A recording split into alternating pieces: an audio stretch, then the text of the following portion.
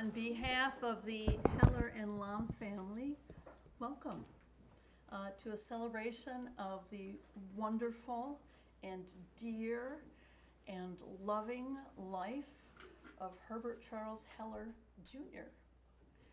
I am glad that you are all here, and I know that everyone in the family is glad that you are all here. You know, we say goodbye in stages. We're taking one step at a time, and today we're going to take this step together. So, if you would join me in a moment of silence, just take a deep breath, close your eyes.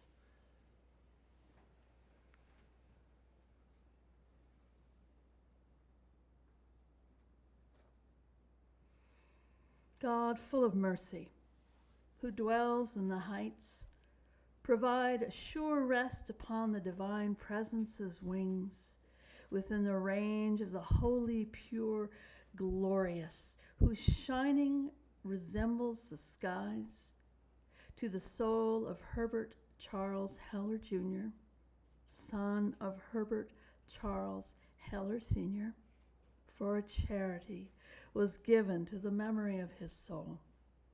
Therefore, the Master of Mercy will protect him forever from behind the hiding of his wings, and will tie his soul with the rope of life.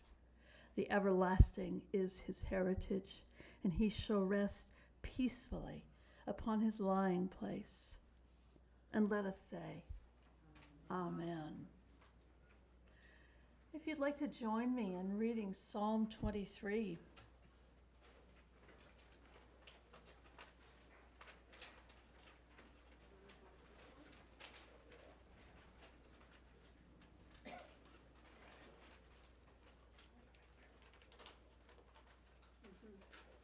The Lord is my shepherd, I shall not want. He maketh me to lie down in green pastures. He leadeth me beside the still waters. He restoreth my soul. He guideth me in straight paths for his name's sake. Yea, though I walk through the valley of the shadow of death, I will fear no evil, for thou art with me. Thy rod and thy staff, they comfort me. Thou preparest a table before me in the presence of mine enemies. Thou hast anointed my head with oil, my cup runneth over. Surely goodness and mercy shall follow me all the days of my life, and I shall dwell in the house of the Lord forever. For those of you who do not know, the rod and the staff, there is a shepherd's staff that has the crook on the end, and that is for sheep that fall into a crevasse or into a deep place that they cannot get out of by themselves. And so the shepherd would reach in and hook the body of that little creature and pull them to safety. And the rod is a guiding stick in case that sheep was getting too close to a place that it was going to fall into and get in trouble. The rod was to kind of gently guide them back out again. Herb was somebody who would go forward with his flock of loved ones and friends. And if you got stuck, Herb was there. And if you needed some guidance, Herb was there too. Julia?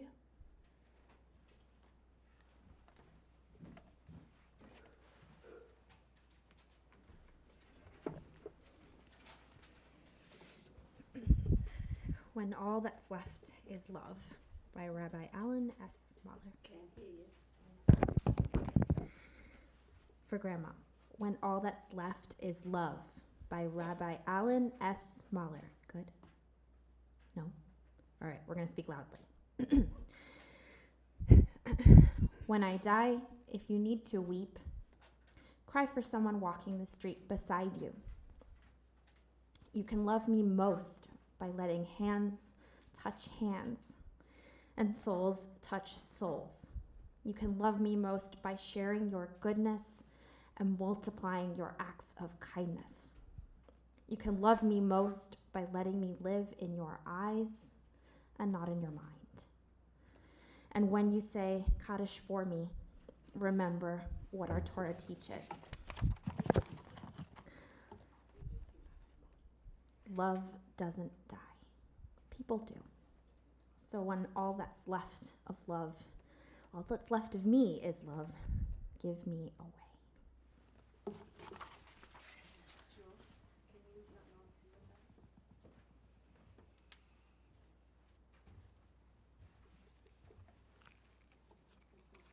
So one of my favorite stories about Herb is when he was recruited by the CIA to be a spy. And he was put on a detail to follow somebody. And so he staked out his stakeout. And when this person emerged and started walking down the street, Herb followed him. Not long after, the individual turned around and said, "Are you following me?" Herb wasn't cut out to be a spy. But one of the things that I do know is that Herb was cut out to love. So in the best tradition of a spy, I would like you to turn to the person next to you and say, "Herb Heller loved you, pass it on."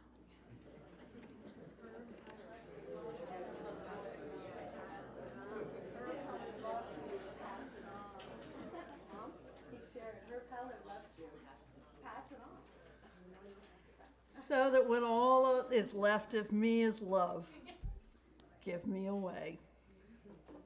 Jake?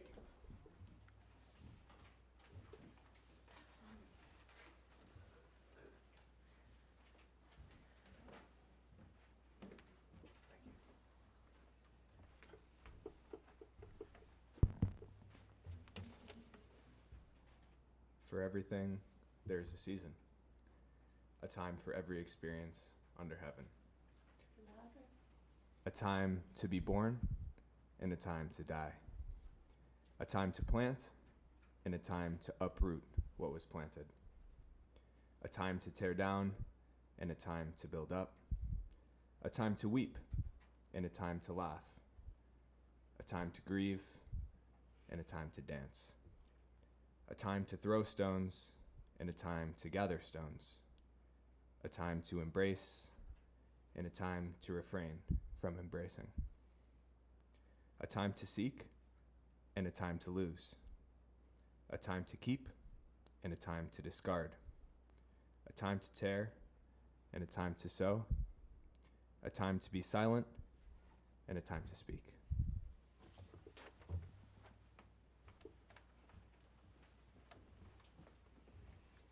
Now we're going to hear from some friends and some family. And first, I would like to invite up Kathy Pandikakis, who is the director of HDSW.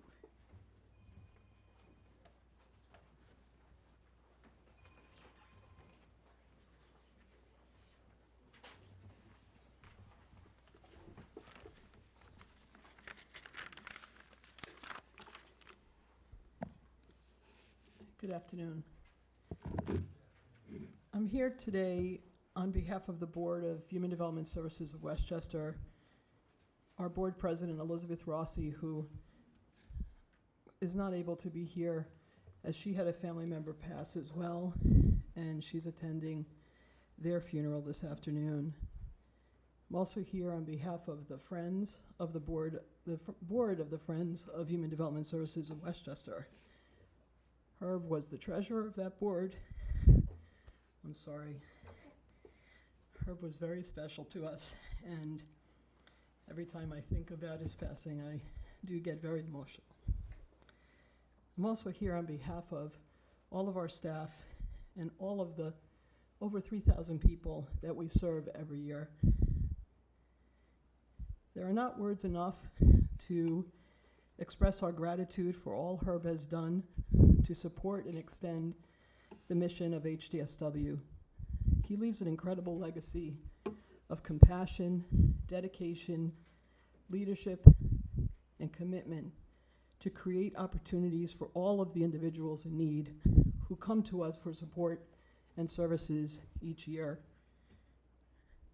Herb's willingness to provide a representative voice for those we serve was unparalleled. He embodied the international philosophy of what matters to you that HDSW has implemented in our day-to-day service work with clients. And many of you are wearing the pins that represent that work, which Karen asked me to bring today. Herb approached everything he did from a what matters to you framework, always asking what mattered most to those we serve and to our staff as well. He always listened to what the most urgent need was and doing whatever was necessary to find a solution. He was simply amazing. Together with Liz and the entire Heller family, Herb served HDSW and the Friends of HDSW and the agency that merged with HDS, Futura House, for 35 incredible years. It was truly an honor and a privilege to have known Herb, and he will surely be missed.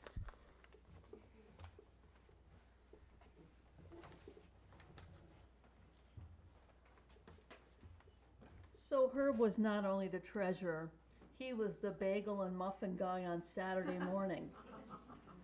And as some of you know, there are ways that you can contribute or serve on a board, and then there's the ways that you get in down deep in the hearts of the people that the board serves, and that's what Herb did. I'd like to invite up Kathleen Morehouse to speak on behalf of her uncle David Lam.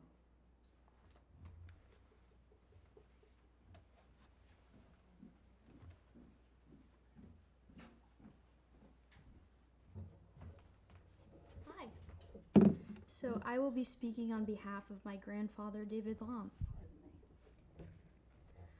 I hope I'm remembering things accurately. We go back a long, long way.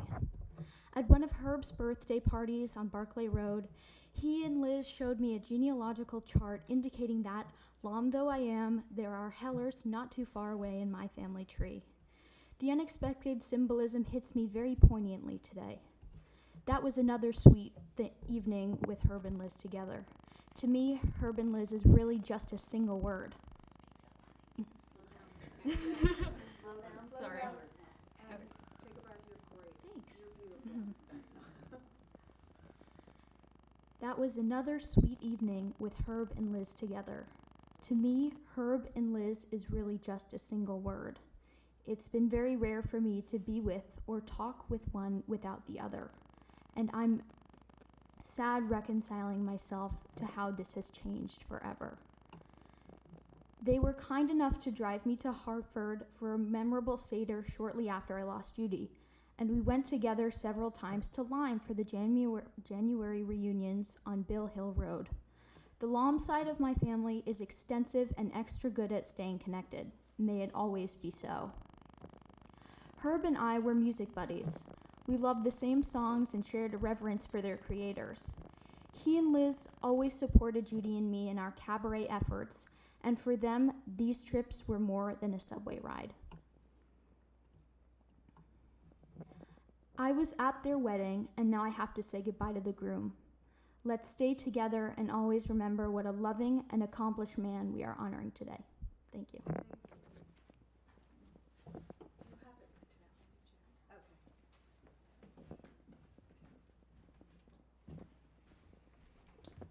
Larry.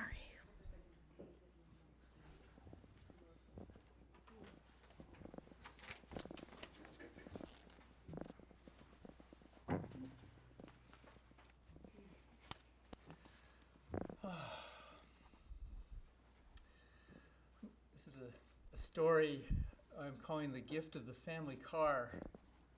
For many of us in America, the car is more than a machine. It's an extension of ourselves. And that was certainly true for Herb. So when he offered me his used 1992 Chrysler Roadmaster station wagon, I accepted. I knew he'd driven a long lineage of station wagons, so my driving this 8-seater would become another bond between us. This was a big vintage gift, really second only, I realized, to when at the outset of our father-in-law, son-in-law relationship, he welcomed me to the family by giving the hand of his feistiest daughter. Two big gifts. I mean, it's not really that way, but you know. After the transaction and driving a bit, I started to wonder if there might be any added suggested meaning to the gift. You know, I knew a keen interest of Herb's was grandchildren, and we had to date only produced 2. Was the 8-seater car with its rear-facing third seat specifically designed for kids a hint that I should get busy producing more grandchildren, maybe? I never really asked him that, but I had a feeling. As I spent more time behind the wheel, I also came to appreciate how the car was a direct reflection of his personality and of his many interests. Okay, 1, it was old, approaching antique. 2, it was once state-of-the-art technology, you know, but had become more sentimental than practical. For example, it got 14 miles to the gallon. It defied fashion. This was no midlife crisis sports car, right? No, he still had a station wagon. And it involved wood, you know, even a synthetic wood paneling. You know, it had one of those wood panels. Go ahead, Google it. It's quite the vehicle. Wood appearing. Remember, it was wood paneled, fake wood though. And then it was nautical. It handled more like a boat than a car. Our family had many adventures in that car, some filled with children from the neighborhood. At times, looking across that bench seat at Alice, and then peering back over my shoulder towards the kids in the back, I imagined how, like the 1960s incarnation of this station wagon, Herb would have been grinning at Liz and peering back at all 3 girls who would probably be singing while they were on the road. Well, another impracticality was its difficulty when it came to parallel parking on the congested, narrow streets of Boston, right? Speaking of parking, one morning I went out to the street only to find the car was gone. And after some anxious calling around, the only logical conclusion was that it had been stolen. This was a bit mystifying. There were so many better alternatives up and down the street. I was like, you know, why not that car? Or that car, you know. I was also distraught. You know, a piece of Herb had been pulled out from under me, and I was not looking forward to telling him. Well, on the 8th day after the car disappeared, the police called. They said the car had been recovered over in Revere, a few towns over, and that I could pick it up at a junkyard over there. What's more, they'd been able to determine it had been used as a getaway car for a heist in our neighborhood that had occurred that same evening my car disappeared. I was excited by this news. I called Herb, and we both swelled a bit with pride. Okay, had the car been stolen and stripped for parts or resold in Mexico, the more common motivations for a theft, you know, that's just embarrassing, right? It's also costly and annoying, you know. Yet our car, the getaway vehicle, it was an accomplice versus a victim. And another achievement is that it was coming back to us without much damage. So I go to the junkyard with cash in hand, complete some paperwork, and as I look for the car through the rows, you know, the guy points me out, you know, the car's over there, and I look for it going through the rows with my keys in hand, and he calls back at me, he said, "You'll need this to start it," and he hands out a big screwdriver. The ignition's been cracked open. There's no longer a key ignition anymore. And I thanked him, and I walked away with the screwdriver. And I turned back sheepishly and said, I've never stolen a car before. I don't know how to start a car with a screwdriver. So he showed me. I got the swing of it. And for months afterwards, I enjoyed feeling kind of old school, reaching down for my screwdriver, you know, starting it up like this. And it was also really fun to show Herb this adaptation. So we drove that car for another 8 months until the annual inspection came around, and I changed jobs requiring a commuter car, which this was not.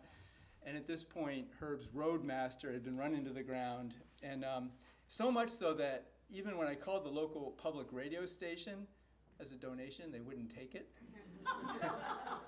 Apparently it has to have resale value. I was, well, it's got a lot of sentimental value. Come on, this is public radio. But we got a few bucks from a junkyard, and to honor Herb, we took the cash, purchased bagels, ice cream, and the New York Times. The gift, this gift was typical Herb. He loved the simple act of giving, but what's more, he really loved the exchange, the human connection, and the lasting bond that a piece of antiquity could create between him and its recipient.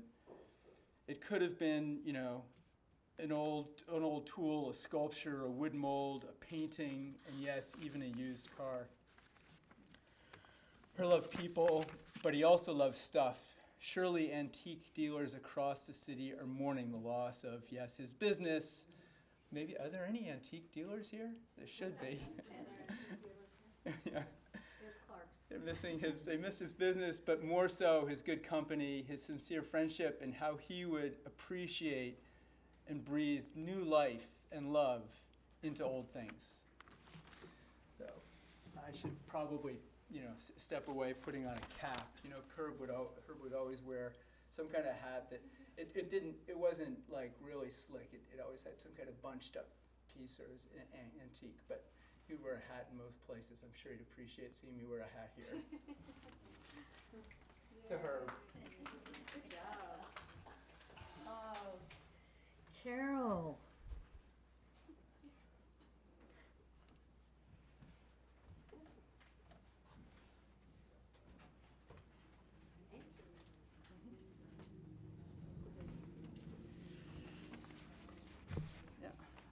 Carol and Adrian, nieces. Uncle Herbie was an absolute nice guy. He was a total family man. He adored his wife, his daughters, and later his grandchildren, and he supported their passions as if they were his own. When he married my mom's sister Liz, he married our whole family too. And in a family dominated by long women, he more than held his own.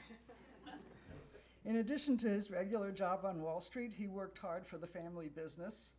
He sat on the Lamston's board, and when it sold, he made sure we all got the best possible deal from that sale.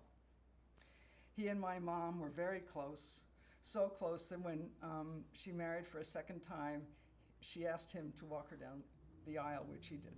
Do what? He walked her down the aisle when she got married for the second time. He was also a total optimist.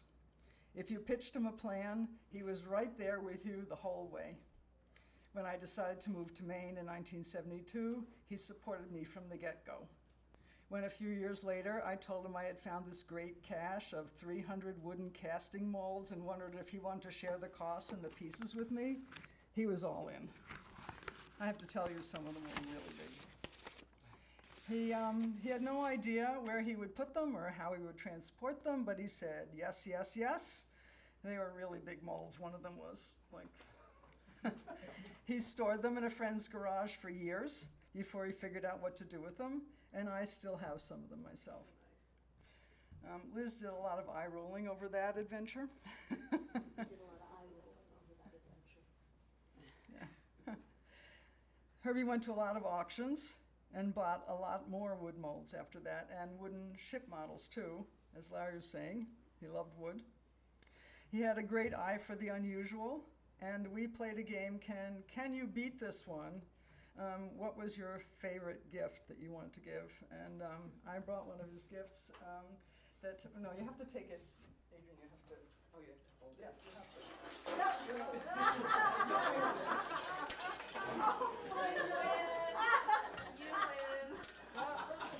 So I remember when he gave me this, and Liz said, that's so horrible. Do you like it? It was like, I love it, right?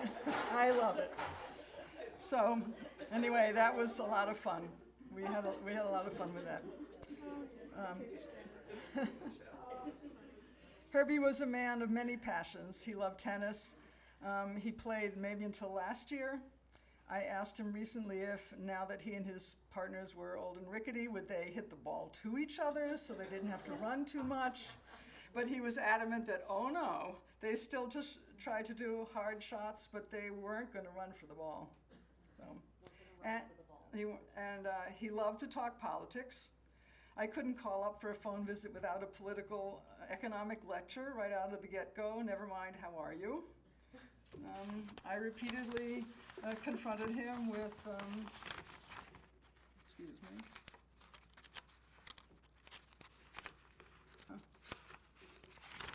trying to convince him to become less conservative. How could he love Monsanto? How could he love Reagan? We really went at it, and when he voted for a Democrat for the first time, he called me and told me how shocked he was that he had done it. Anyway, and he loved to play his piano, and I hope there'll be some music today for us all to hear. We'll miss him and his tunes and his good cheer.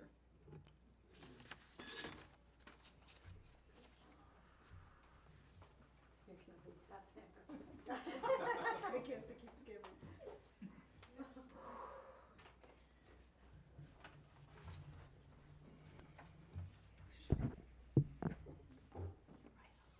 So I just want to first thank everybody for being here. It means a lot to the family. And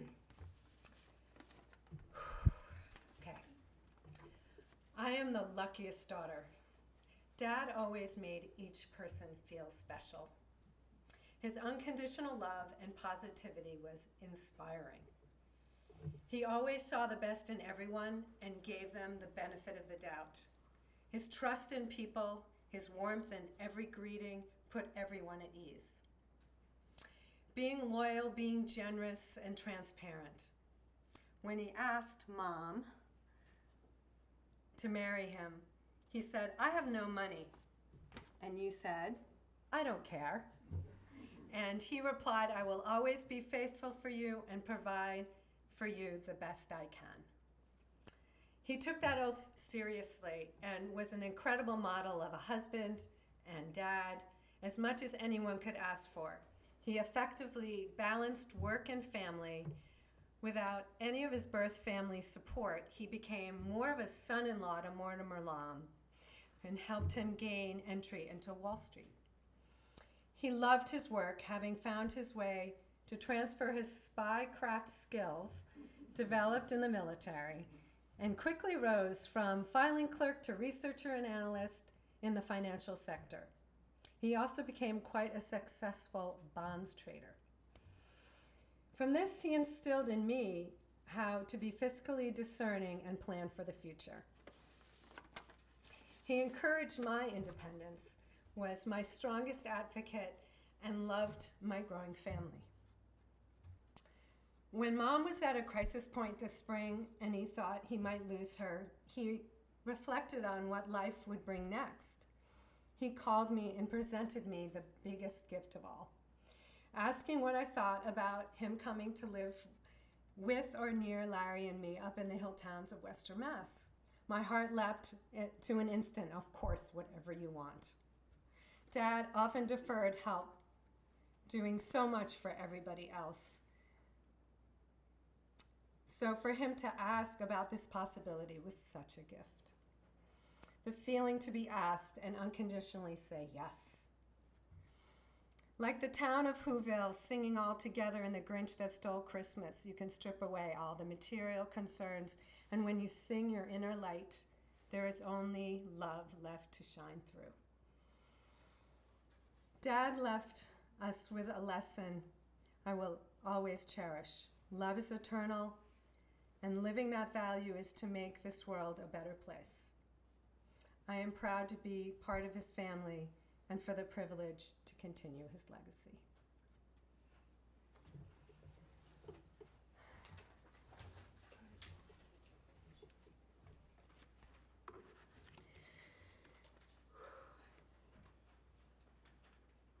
Alice, well done.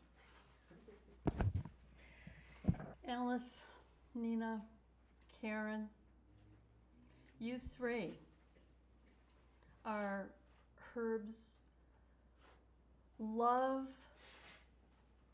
shot out into the world like an arrow from a bow. Go as far as you can. Love as deeply as you can. The three of you have inside of you, and only when the three of you are together, all that Herb is. The work that it takes to be Herb is beautiful work. The tears that you cry today and onward into the weeks ahead are honorable. You've been given a job to take care of Herb's darling Liz. 68 years of loving Liz. That is an extraordinary achievement. In my work, I'm an Episcopal priest. When I prepare couples to be married, and I get to do that tonight. When I leave here, I get to go and do a premarital counseling.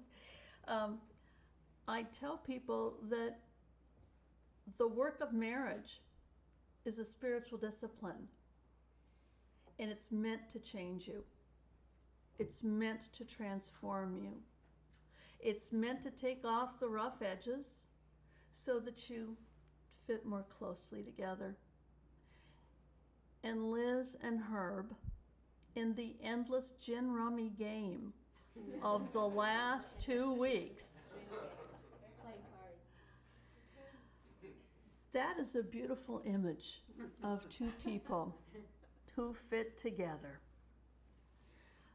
All those years, I don't think that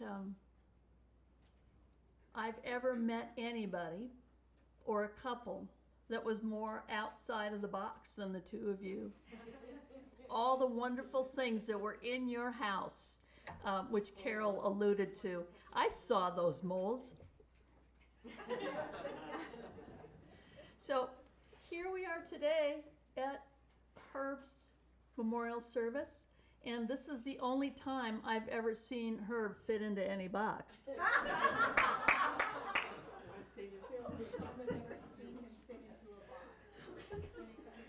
The family has decided individually and together that they'll journey to Nantucket and give Herb into that great ocean that is the beginning of life for all of us, and that that life will continue on. In my tradition, there is a saying by one of our writers, and it is, faith, hope, and love abide, these three. But the greatest of these is love, because love never ends. Alice, would you lead us in the Mourner's Kaddish, which can be found, did we get the booklets? Yes. We have the booklets. Okay. It's on page number 2. And everybody is welcome to join in. And if you don't know how to say these words, you just rest and let the rest of the congregation carry them for you.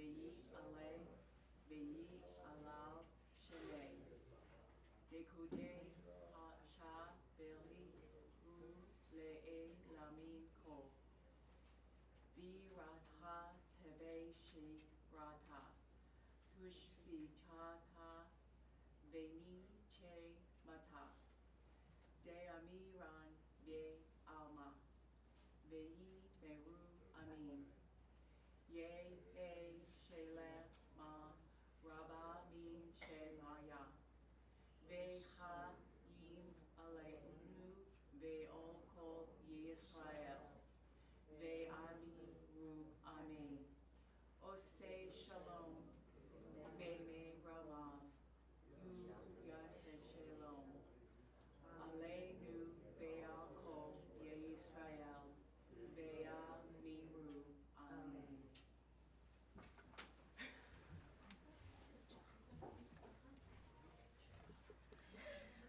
Creator of all, we pray to you for Herbert and for all those whom we love but see no longer. Grant to them eternal rest. Let light perpetual shine upon them. May Herbert's soul and the souls of all the departed, through the mercy and love of God, be in peace. Amen. The Lord bless you and keep you and make his face to shine upon you, lift up his countenance to you, be gracious to you, and give you peace. The family invites you to join them for light refreshments and telling your best Herb Heller stories over at Beach Point Club, which is at 900 Rushmore Avenue in Mamaroneck. And Liz, like Herb, will be holding court at Beach Point, and you'll all be able to give your love and condolence there. Let us go forth in the love of God. Amen. Amen.